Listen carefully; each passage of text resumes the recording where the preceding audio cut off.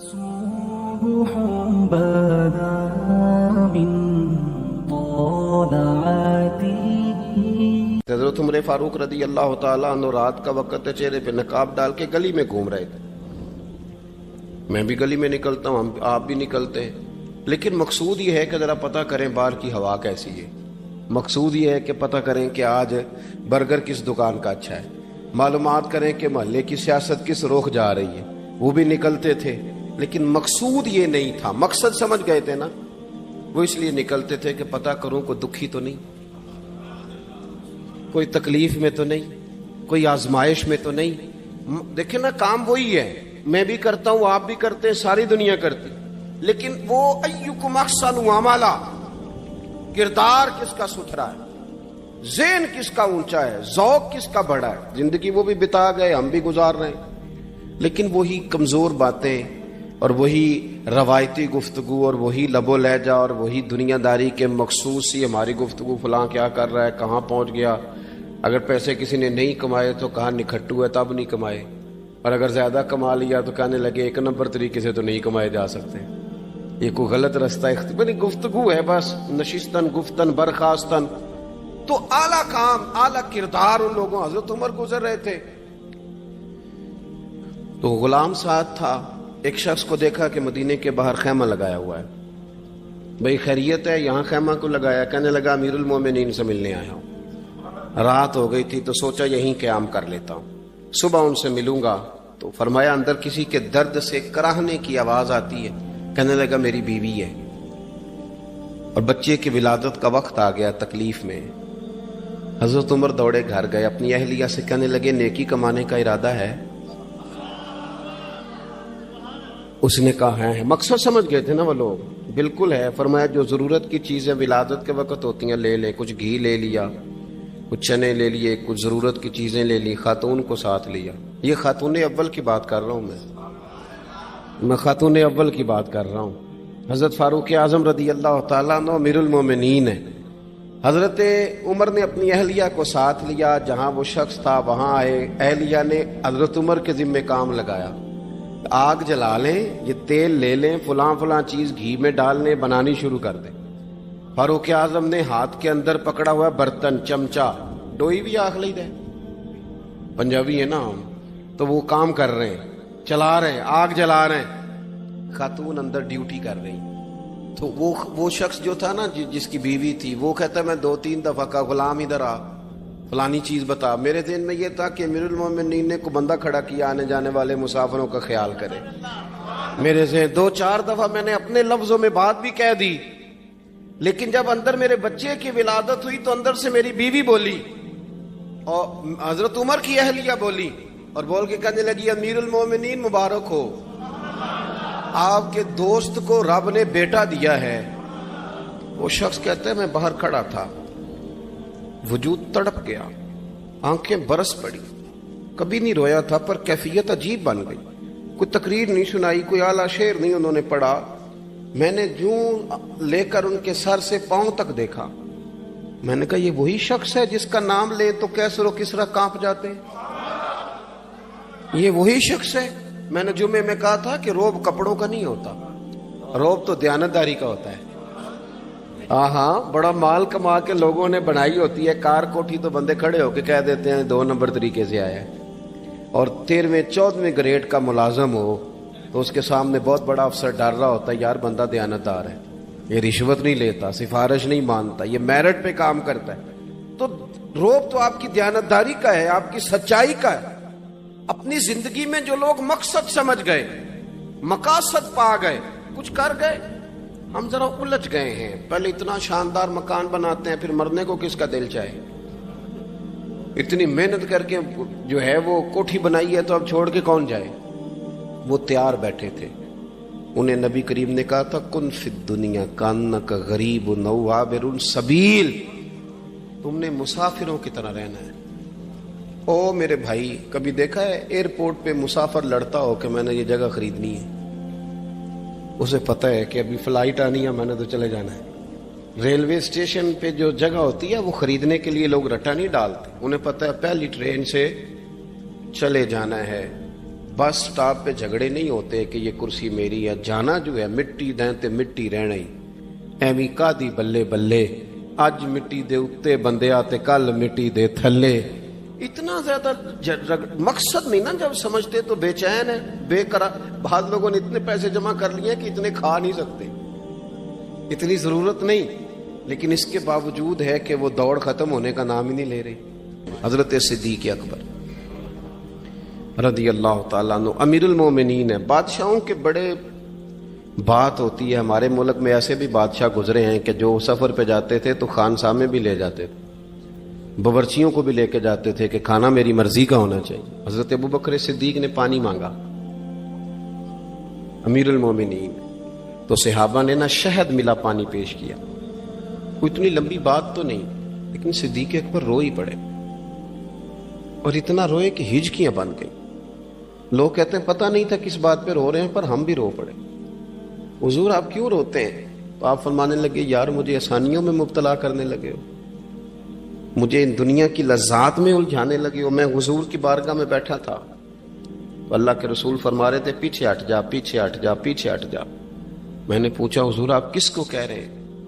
तो हुजूर फरमाने लगे दुनिया मेरे पास आई थी, वो करीब करना चाहती थी मुझे, तो मैंने उसे कहा पीछे हट जा, मेरे नेड़े ना आना, दूर हट जा। तो हट तो गई है, पर जाती दफा कह गई है सोनिया आप तो बच गए हैं, पर आपके बाद वाले कैसे बचेंगे? तो मुझे सीने से लगा ले, गले से लगा ले। मकसद अपना समझें, अमाल का हुस्न पैदा करें। अगर इंसान का मकसूद माल कमाना है, तो अगर माल मिल गया तो उसके बाद फिर क्या करेगा? किसी ने तय कर लिया था कि बहुत बड़ी गाड़ी और बहुत बड़ा बंगला मुझे चाहिए, तो वो बंगला उसे मिल गया, गाड़ी आ गई। अब तो मकासद क्योंकि तय नहीं होते, तो जो चीज इंसान छोटा सा मकसद तय करता है वो उसे हासिल हो जाता है। मैंने मुल्क से बाहर जाना है, घर सेट करना है, साथ वाला प्लाट लेना है, हो गया सारा कुछ, तो अब वो फिर इंसान बेचैन हो जाता है, परेशान रहता है, कहता है समझ नहीं आती मतलब मकसूद क्या है। अल्लाह तबारक व तआला ने तो एक तिनका बेमकसद पैदा नहीं किया, इतना सोना इंसान कैसे बेमकसद पैदा कर? तो रब करीम ने हमें बताया कि मकसद तो तुम्हारा है, मकसद है अल्लज़ी खलक़ल मौता वल हयाता लियब्लुवकुम अय्युकुम अहसनु अमला। उसने मौत और हयात इसलिए पैदा की है ताकि पता चले तुम में अच्छे अमल कौन करता है, तुम किस कदर ज्यादा अपने रब की इबादत करते हो, किस कदर ज्यादा उसने अखलाक का मुजाहरा करते हो, किस कदर ज्यादा लोगों की खिदमत करते हो, किस कदर ज्यादा तुम दीन की तबलीग में, इशात में, अबलाग में, तरवीज में किरदार अदा करते हो। बामकसद तुम्हें बनाया, बामकसद अच्छा तरीन अमल तुम में से कौन करता है। इसलिए मौत और हयात पैदा की थी कि तुमने सुथरे से सुथरे अमाल, बेहतर से बेहतर किरदार, आला से आला तुम्हारा अंदाजे जिंदगी। देखें हमने लोगों के साथ मिलकर रहना होता है, बहुत सारी चीजें ऐसी होती हैं कि जो तकलीफ का सामान बनती हैं। अब इन्हीं लोगों के साथ अल्लाह ने हमें मिलकर रहने का हुक्म दिया, इनके हुकूक अदा करने का हुक्म दिया, तो साथ साथ ना दरगुजर का भी कहा, माफी का भी कहा। जब इंसान माफी कर देने वाला हो जाता है, दरगुजर वाला हो जाता है, तो फिर वो बड़ा हो जाता है, बड़े दिल वाला हो जाता है, बड़े हौसले वाला हो जाता है, बड़े ज़रब वाला हो जाता है, उसकी जिंदगी हसीन होती। तो यहां आए थे कुछ काम करने, वो जो हमने मकसूद बनाए थे ना, मतलब अच्छे कपड़े, अच्छी दुनियादारी, अच्छी गाड़ी, अच्छा मोबाइल सेट, वो चूंकि मकसूद नहीं था, तो उन चीजों के हुसूल के बावजूद भी लोग परेशान हैं। मकसूद ये था कि बेहतरीन अमल, सोना अमल, आला तरीन अमल मेरे रसूल पाक सल्लल्लाहु अलैहि वसल्लम के गुलामों ने ना वो अमल करके दिखाया। आला तरीन मिजाज रखते थे और आला तरीन खिदमत, यानी लोग उनका किरदार देख के ना, किरदार और अमल देख के, हम तो लंबी तकरीरें करते हैं, बातें करते हैं, बड़ा कुछ बताना पड़ता है, लेकिन वो बस थोड़ा सा ना लोग उनके पास उठते बैठते थे, आते जाते थे। इतनी दौड़ है कि आगे बढ़ के और लेना है, और लेना है, हाल में मजीद का रट्टा, वो समझ गए हम ना अड़े हुए। بہت سارے لوگ ایسے ہیں جنہیں صحیح بات کا پتہ چل گیا ہے، وہ فیصلہ کرنے میں دیر کر رہے ہیں۔ انہیں سمجھ آ گئی ہے کہ بہتر یہی ہے کہ میں وقت پہ مسجد آیا کروں، انہیں سمجھ آ گئی ہے بہتر یہ ہے کہ سویرے اٹھ کے نہ واٹس ایپ بعد میں دیکھوں، پہلے قرآن پاک کی زیارت کر لیا کروں۔ سمجھ انہیں ہے، سمجھ ہے کہ باتیں زیادہ کرنے سے بہتر ہے درود و سلام زیادہ پڑھا جائے، پتہ انہیں ہے، وہ فیصلہ ہی نہیں کر رہے، ارادہ نہیں بنا رہے، توجہ نہیں کر رہے۔ جب بہت زیادہ بندہ دنیا داری میں الجھ جاتا ہے نا، بہت زیادہ، آسانیاں تو بندے کو جینے نہیں دیتی۔ پہلے انسان کہتا ہے کہ موٹر سائیکل ہو جائے نا تو چلو سفر آسان ہوگا، پھر موٹر سائیکل کہتا ہے ٹائر 2 ہیں، 4 ٹائروں والی ہونا، چلو مہران ہی ہو جائے خیر ہے، لیکن مہران میں بیٹھتے ہی اسے خیال آتا ہے کہ اس کی تو سیٹیں تنگ ہیں، پھر اس سے بڑی گاڑی چاہیے۔ یہ روز دوڑ ہے، بانج فقیروں کسے نہیں ماریا، اے ہوئی چور اندر دا، یہ دوڑ ہے، یہ ختم۔ حضرت ابوبکر صدیق رضی اللہ تعالیٰ عنہ امیر تھے، ہمیں تو نا جی ایک سے ایک کھانا، اور آج یہ نہیں کھانا، آج میری مرضی کا کھانا، یہ میری مرضی کا، یہ میرے بچے کی مرضی کا، یہ فلانے کی مرضی کا، وہ خواہشات کا انبار۔ اور نفس بچے کی طرح ہوتا ہے، خواہش پوری کرو تو فوراً ہی دوسری بھی بتا دیتا ہے، دوسری پوری کرو تو تیسری کی بھی خبر دے دیتا ہے۔ ہم نا کیونکہ الجھ جاتے ہیں، پھر وہ الجھاؤ ہمیں باہر نہیں نکلنے دیتا۔ اگر تھوڑا تھوڑا کر کے، میرا مطلب یہ ہے کہ زندہ رہنے کے لیے روٹی کھانی ہے نا، مثلا روٹی کا لطف کتنی دیر ہوتا ہے، جتنی دیر منہ میں چباتے ہیں، اس کے بعد ختم۔ تو کپڑا تو پہننا تھا بدن چھپانے کے لیے، اس میں وہ کدھر سے آ گئی ساری کہانیاں جو آج بن گئیں۔ اور اتنے میں نے عجیب و غریب نظام دیکھا ہے کہ نوجوان ہے، اچھا بھلا سیاںا آدمی، کپڑے اس نے تازے سلوائے ہیں، اور 99 لوگوں نے کہا ہے صحیح لگ رہا ہے، تو صرف ایک نے کہا نہیں ٹھیک لگ رہا، وہ پریشان ہو جاتا ہے، کہتے بھی اس کا کچھ کروں۔ کیوں؟ اس لیے کہ یہی سارا مقصود سمجھ لیا ہے، کپڑے پہننا، اسی میں الجھ جانا۔ میں اکثر دوستوں سے کہتا ہوں، میں خود کسی دوسرے کی بات نہیں کرتا، بہت زیادہ عمر نہیں میری، میں خود جایا کرتا تھا، شادی کوئی آ گئی تو 2-3 دن پہلے ابا جی کہتے تھے پرانے جوتے کچھ گنڈوا لا، کچھ پالش کرا لا، توڑے میں ڈال کے جانا موچی کے پاس، اس نے کچھ سیٹ کر دینے۔ اب کہاں رہ گیا جی یہ کام، چھٹی نہیں ہو گئی، اب کون سا ایسا سلسلہ ہے؟ وہ جو کہیں سے کپڑا تھوڑا پھٹ جاتا تھا نا، تو اماں اس کو اس طرح پیوند کراتی تھی کہ ڈیزائن بھی بن جاتا تھا اور کام بھی چل جاتا۔ کدھر گیا وہ دور؟ لیکن تکلیف دیکھ لیں آج پہلے سے زیادہ ہے، لڑائی پہلے سے زیادہ ہے، آزمائش پہلے سے زیادہ ہے۔ کیوں؟ جتنی بھی خواہشات آپ بڑھاتے جائیں گے نا، مقصد فوت ہوتا جائے گا۔ جتنی بھی مقصود سفر کرنا ہے، گاڑی دکھانا تو مقصود نہیں نا، لیکن ہمیں وہ والی گاڑی چاہیے کہ لوگ ایک دفعہ انگلی منہ میں ڈالیں کہ وہ اس گاڑی پہ بیٹھا ہوا ہے۔ ہم مقصد سے پیچھے ہٹیں گے جب پھر تکلیف میں آئیں گے، پھر آزمائش۔ زندگی میں ہم نے جو چیزیں مینج کی ہیں وہ ساری دوسروں کے لیے، ہمارے لیے کوئی شے بھی نہیں۔ ولیمے پہ گئے تاکہ برادری راضی ہو جائے، تعزیت کے لیے گئے تاکہ محلہ راضی ہو جائے، فلانا کام کیا تاکہ لوگ جو ہیں وہ میرے حق میں ہو جائیں۔ ساری زندگی دوسروں کے لیے جی کے گزار دی، اور آپ نے 99 نیکیاں کی، ایک خامی آئی تو لوگ تو وہ تھے جو پھر بگڑ گئے۔ بہتر نہیں بندہ رب کو ہی راضی کرے؟ واللہ ورسولہ احق ان یرضوہ، اللہ اور اس کے رسول کا زیادہ حق ہے کہ انہیں راضی کیا جائے، ان کا زیادہ حق۔ اپنی زندگی میں معاملات کو ترتیب دیں، ایک مخصوص ذہن بنائیں، اتنا سویرے قرآن شریف پڑھنا ہے، اتنا درود پاک، اور یہ راز ہو ہمارا اور ہمارے رب کا، یہ راز ہو، اتنی دیر مصلی پہ بیٹھنا ہے۔ میرے ایک دوست ہیں ڈاکٹر صاحب، میں بیٹھا تھا تو وہ ایک شخص کو کہہ رہے تھے تیرے دل میں کچھ باتیں ہیں، نکال دے تاکہ تیری ٹینشن ریلیز ہو جائے، تیری صحت ٹھیک ہو جائے گی۔ تو بندہ کہہ رہا تھا اچھا ٹھیک ہے ڈاکٹر صاحب۔ تو میں نے کہا کہ اگر آپ اجازت دیں تو ایک بات میں بھی کر لوں؟ نے کہا آپ بھی کر لیں۔ تو میں نے کہا ڈاکٹر صاحب کچھ دکھ بڑے ذاتی اور نجی ہوتے ہیں، بندہ کسی کے سامنے کہہ ہی نہیں سکتا، بڑے ذاتی قسم کے ہوتے ہیں وہ، آپ کسی کے سامنے جتنا مرضی کوئی قریبی ہو، وہ بندے کی اپنی اندر کی کچھ ایسی تکلیفیں ہوتی ہیں اندر کی، آزم گنڈاں دے وچ گنڈاں دس کیڑی کیڑی کھولا، بڑے مسئلے ہوتے ہیں، آپ کیسے بیان کر سکتے ہیں، سوال ہی نہیں پیدا ہوتا۔ تو کہنے لگا پیر صاحب حال تو ہوگا نا؟ میں نے کہا بالکل ہے، ہمیں ہمارے دین نے دعا سکھائی ہے، جو کسی سے نہیں کہہ سکتے وہ اپنے رب سے کہہ دو۔ اللہ کے حضور عرض کر دو، کشکول طلب دراز کر کے کہہ دو مالک یہاں پریشان ہوں، وہ بڑا کریم ہے، عطا بھی کرے گا اور پردہ پوشی بھی فرمائے گا۔ اپنے اللہ کے ساتھ اپنا تعلق مضبوط کریں، اپنی زندگی میں حسن اعمال کا پیدا کریں، اعمال کا، کہانیوں کا نہیں، باتوں کا نہیں، تصویروں کا نہیں،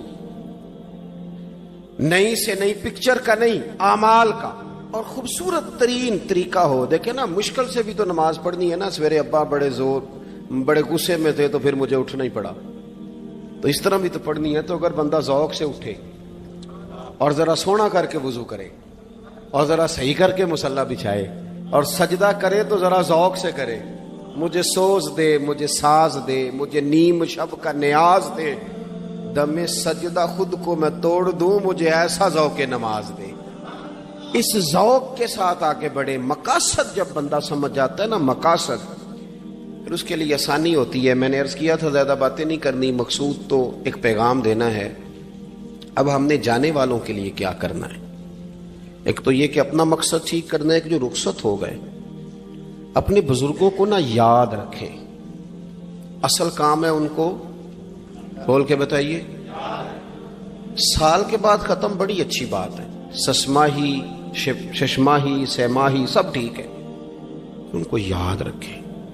حضور نہ یاد رکھتے تھے، اپنی والدہ کا ذکر کرتے تھے، اپنے والد کی بات کرتے تھے، اپنے دادا کا ذکر کرتے تھے، اپنے جانے سیدہ خدیجہ الکبریٰ رضی اللہ تعالیٰ عنہ وصال کر گئیں تو حضرت عائشہ کہتی ہیں حضور اکثر گھر میں ان کا ذکر کرتے ہیں۔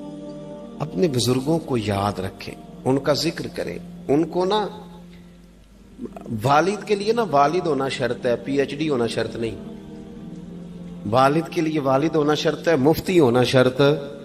والد ان پڑھ بھی ہو تو بچے کو سمجھانے کا سلیقہ سے اللہ اسے عطا کاری دیتا ہے۔ ماں بالکل ان پڑھ بھی ہو تو بچوں کو سمجھانے کا طریقہ اللہ اسے ان سے سیکھیں۔ میرے والدہ اور والدہ دونوں اپنا نام نہیں لکھ سکتے تھے، تو میں اپنے دوستوں سے کہتا ہوں مجھے کبھی موقع ملے تو میں کئی جلدوں میں کتاب لکھ سکتا ہوں اپنے ماں باپ، اس لیے کہ وہ جو ہمیں سکھا گئے، جو بتا گئے، وہ انہی کا خاصہ تھا۔ تو اپنے ایک تو جانے والوں کو یاد رکھیں، دوسرا ان کے لیے دعا کریں تو درد سے کریں، سونی کر کے کریں، صحیح کر کے کریں، اکیلے بیٹھ کے کریں۔ دعا کا سب سے زیادہ تعلق آپ کے دل کی آواز کے ساتھ ہوتا ہے، اور جس طرز میں حضور نے ہمیں حدیث سکھائی ہے نا، اس رنگ میں کبھی آپ حدیث کو سیکھیں، سمجھیں نا۔ حضور فرماتے ہیں جس طرح دریا میں ڈوبنے والا سہارا تلاش کرتا، دریا میں اسے کتنی کو جلدی ہوتی ہے، غوطے لگ رہے ہوتے ہیں، وہ اس طرح کا نہیں ہوتا کہ میں عصر کی نماز کے بعد پھر آؤں گا تجھے نکالنے، اس طرح تو نہیں نہ ہوتا۔ دریا میں ڈوبنے والا جس طرح کشتی سہارا تلاش کرتا ہے، حضور فرماتے ہیں اس طرح قبر میں جانے والا دعاؤں کا انتظار کرتا ہے۔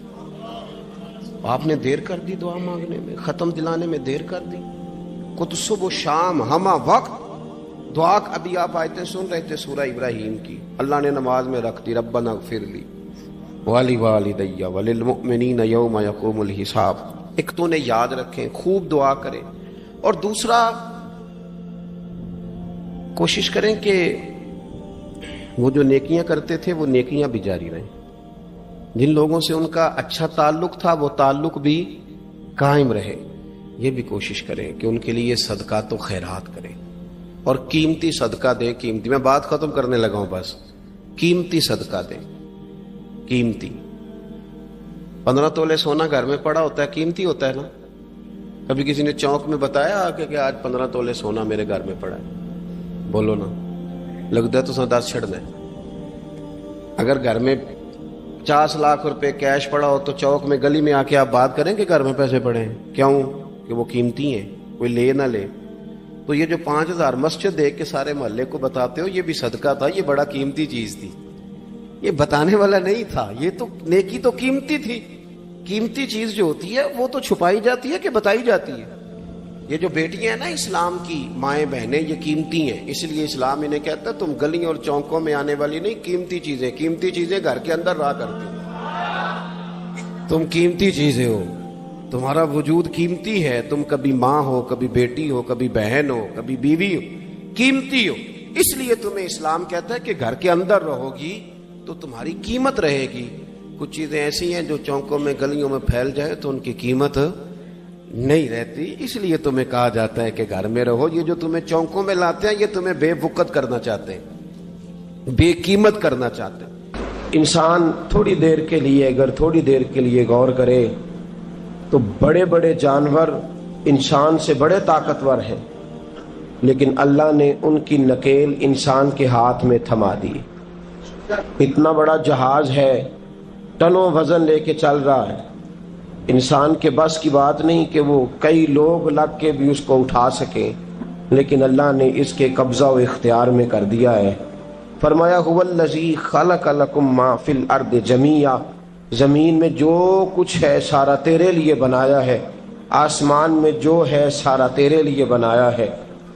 وما خلقت الجن والانس الا لیعبدون, فرمایا کل کائنات میں نے تیرے لیے بنائی ہے اور تجھے میں نے اپنی عبادت کے لیے پیدا فرمایا ہے. تو جنوں اور انسانوں کو اللہ نے اپنی عبادت کے لیے تخلیق فرمایا. مقصد زندگی, مقصد تخلیق, دنیا میں آنے کا مقصد اولی اور مقصد آخری اللہ کی عبادت, اللہ کی معرفت, اللہ کی طرف توجہ, اللہ کی طرف رجوع, یہی ایک مقصد تھا انسان کے آنے کا.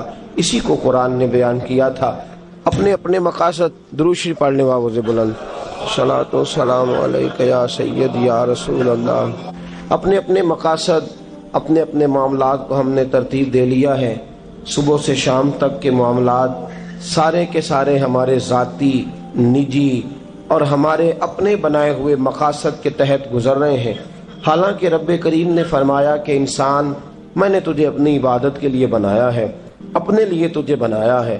تو میری بارگاہ میں سجدہ ریز ہو, تو میری بارگاہ کی طرف توجہ کرے, تو میرے لیے تسبیح پڑھے, تو تحلیل کے جملے بولے, تو تکبیر کہے, تو میرے محبوب پہ نازل ہونے والے قرآن کی تلاوت کرے. تجھے تو اس لیے بنایا تھا. عبادت کا معنی یاد رکھیے گا, عبادت کا معنی فقط نماز پڑھنا نہیں,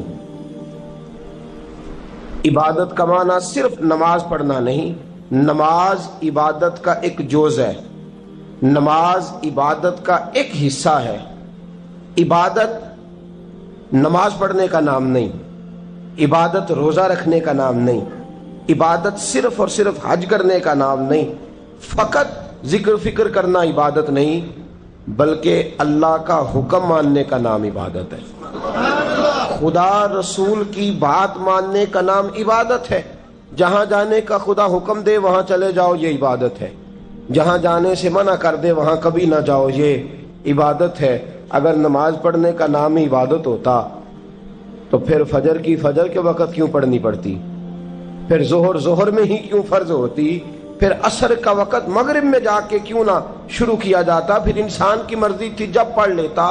فرمایا نہیں, عبادت میری ہے, اصل میری اطاعت ہے. میں جب کہوں کہ یہ فجر کا وقت ہے تو تجھے فجر مان کے پڑھنا, جب کہوں ظہر کا وقت ہے تو ظہر مان کے. ہم نے عبادت کو مخصوص کر دیا. مسجد میں چلے جانا, نفل پڑھ لینا, کچھ دیر قرآن شریف پڑھ لینا, کچھ دیر اللہ کی عبادت کر لینا, کچھ دیر ذکر اذکار کر لینا, اس کا نام عبادت ہے. اور باہر نکل کے بے شک جھوٹ بولے, باہر نکل کے بے شک غیبت کرے, باہر نکلے اور کم تولے, باہر نکلے اور اپنی من مرضی کرے, تو یہ عبادت نہیں.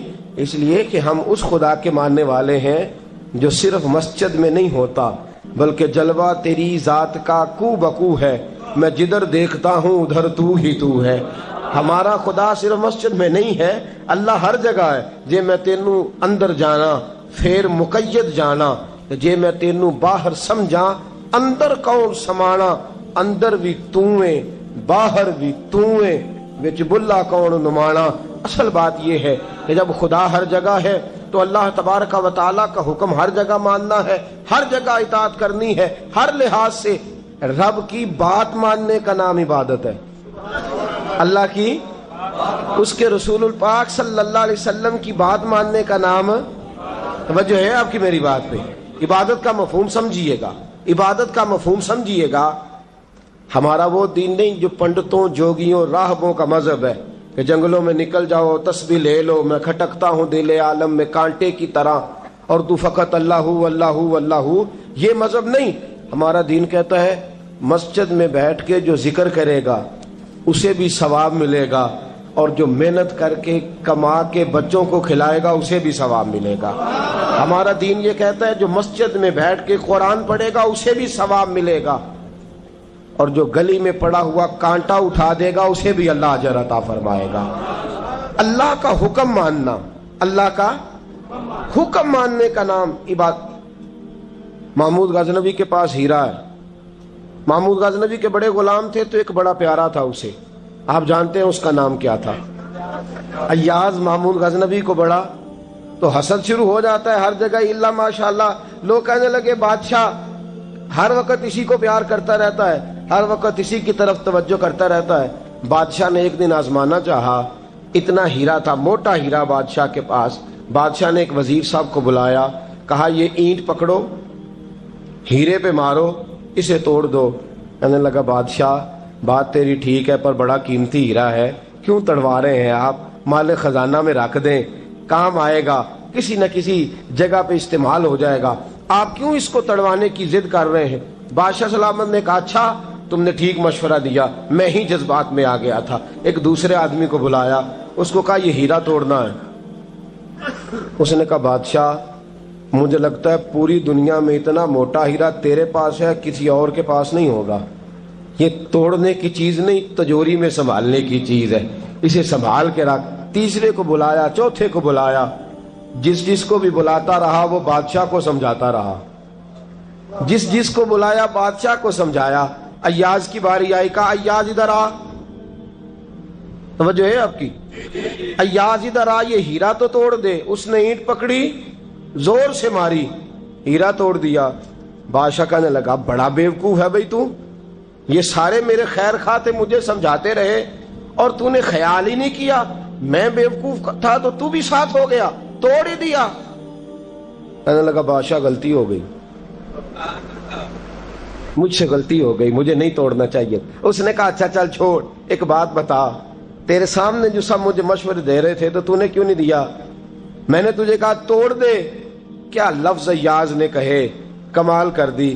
کہنے لگا بادشاہ میرے دل میں خیال آیا ہیرا ٹوٹتا ہے تو ٹوٹ جائے، میرے بادشاہ کا حکم نہیں ٹوٹنا چاہیے، یہ ٹوٹتا ہے تو ٹوٹ جائے، یہ کرچی کرچی ہوتا ہے تو ہو جائے، خزانہ خالی ہوتا ہے تو ہو جائے، لیکن میرے مالک کا حکم نہیں ٹوٹنا چاہیے۔ بادشاہ میں ہر چیز توڑ دوں گا پر میں تیرا حکم نہیں توڑ سکتا۔ بس دوستو یہی عبادت ہے، بلا مثال و بلا تشبیہ بات سمجھیے گا۔ جس نے خدا کا حکم توڑ دیا اس نے عبادت نہیں کی، اور جس نے خدا کا حکم اچھا آؤ نماز کے لیے، دکان کا وقت ہے، گاہک بھی زیادہ آ گئے ہیں، رش پڑ گیا ہے، اب تھوڑا وقت مشکل ہو جائے گا، ذرا تھوڑی دیر میں پڑھ لوں گا۔ ہیرا ٹوٹتا ہے تو ٹوٹ جائے، گاہک آنے کا سلسلہ ٹوٹتا ہے تو ٹوٹ جائے، روزی آنے کا سلسلہ ٹوٹتا ہے تو ٹوٹ جائے، مسلمانوں خدا کا حکم نہیں ٹوٹنا چاہیے، رسول اللہ کا فرمان نہیں ٹوٹنا چاہیے۔ میرے رسول پاک صلی اللہ تعالی علیہ وسلم کا اقبال نے کیا کہا؟ کہنے لگا اے طائر لاہوتی، اس رزق سے موت اچھی جس رزق سے آتی ہو پرواز میں کوتاہی۔ کہا خدا کا حکم نہ توڑ بیٹھنا، اور عبادت بھی جس کو اللہ کہہ دے وہ عبادت ہے۔ ایک بندہ زوال کے وقت نماز پڑھنے کھڑا ہو جائے تو ہو جائے گی، کیوں؟ نماز نہیں پڑھ رہا؟ اچھا میں آپ کو روایت سناتا ہوں، شیر خدا مولا کائنات حضرت علی المرتضی رضی اللہ تعالیٰ عنہ فرماتے رسول پاک صلی اللہ علیہ وسلم نے ہمیں منع فرمایا جب عید الفطر کا دن ہو یا عید الاضحیٰ کا دن ہو تو تم نے کیا کرنا ہے؟ فجر کی نماز پڑھنی ہے، اس کے بعد اشراق چاشت نہیں پڑھنی، فجر سے لے کر عید کی نماز تک درمیان میں کوئی نماز نہ پڑھنا۔ جب عید کی نماز ہو چکے پھر تمہیں اجازت ہے جتنے مرضی نفل پڑھو، لیکن فجر سے لے کر عید تک تم کوئی اور نماز نفل درمیان میں نہ پڑھنا۔ حضرت علی المرتضی شیر خدا کا زمانہ ہے، عید کا اعلان ہو گیا، عیدگاہ میں لوگ کٹھے ہو رہے ہیں، ایک شخص دوڑا آیا، اس نے آ کے نماز کی نیت باندھ لی۔ توجہ ہے آپ کی؟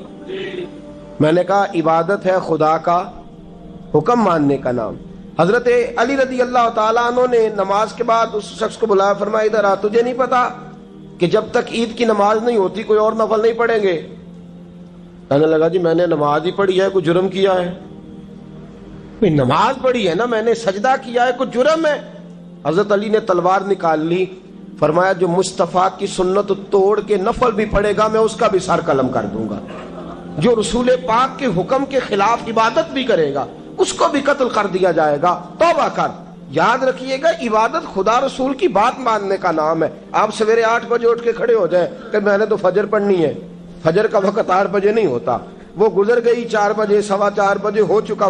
ایک شخص شام 7 بجے کھڑا ہو جائے، کہے جی میں تو ظہر کی نماز 7 بجے پڑھا کروں گا، یہ کیسے ممکن ہے؟ اس کا وقت تو 2 بجے کے راؤنڈ اباؤٹ ہے، تجھے اسی وقت ادا کرنی۔ یاد رکھیے گا عزیز ساتھیو، عبادت اللہ کا حکم ماننے کا نام ہے، لیکن عبادت کی بہت بڑی جو ایک رکن ہے، عبادت کا بہت بڑا جو ایک جز ہے وہ نماز پڑھنا، بہت بڑا جز۔ حضرت محمد بن ابی بکر حضرت صدیق اکبر کے صاحبزادے رضی اللہ تعالیٰ عنہ کیا فرماتے ہیں؟